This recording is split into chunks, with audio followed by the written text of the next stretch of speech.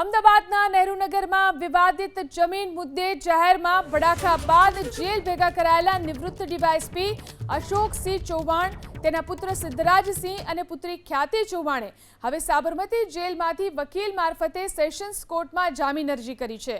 આ જામીન અરજીની આજે સેશન્સ જજ જે.આઈ. પટેલની કોર્ટમાં સુનાવણી હાથ ધરાશે. તો પોલીસ તપાસમાં એ પણ સામે આવ્યું છે કે મામલતદારથી લઈ સિવિલ કોર્ટ સુધી ચૌહાણ પરિવાર તમામ કાનૂની દાવપેચ હારી ગયો, તેમ છતાં જમીનનો કબજો ખાલી કરતો નહોતો. આ તરફ ફરિયાદી અમિત પટેલે સેટેલાઇટ પોલીસ સ્ટેશનના પોલીસ ઇન્સ્પેક્ટરને લેખિત અરજી કરી છે કે આ ગુનામાં આરોપીઓ સામે એટ્રોસિટી એક્ટની કલમ ઉમેરવા અને વોઇસ સ્પેક્ટ્રોગ્રાફી ટેસ્ટ કરવામાં આવે. આરોપીઓ તરફથી જાહેરમાં જાતિવાચક અપશબ્દો ઉચ્ચારવામાં આવ્યા હતા.